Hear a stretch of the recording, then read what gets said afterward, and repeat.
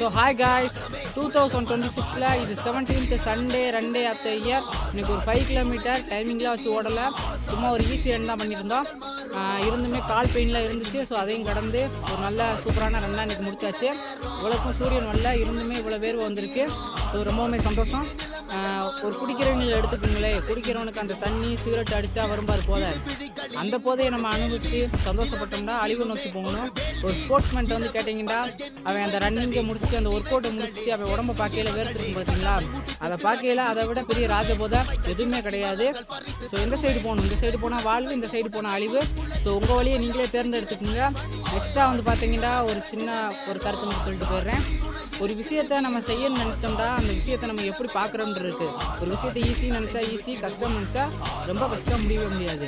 உதாரணத்துக்கு சொல்லணும்னா, ஒரு மலையை நம்ம கிட்ட இருந்து பார்த்தோம்னா அந்த மலை பெருசாக தெரியும். அதே மலையை நம்ம எட்ட இருந்து பார்த்தோம்னா மலை சின்னதாக தெரியும்.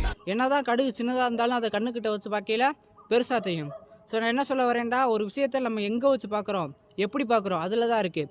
ஈஸின்னு நினச்சி பார்த்தோம்னா எவ்வளோ பெரிய விஷயமா இருந்தாலும் ஈஸி, கஷ்டம்னு நினச்சி பார்த்தோம்னா சின்ன வேலை கூட ரொம்ப கஷ்டம். ஸோ புரிஞ்சுக்குங்க. நல்லா ட்ரை பண்ணுங்கள், ட்ரைனிங் பண்ணுங்கள், ஒர்க் அவுட் பண்ணுங்கள், நல்லா சாப்பிடுங்க, நல்லா உழைங்க. Love you.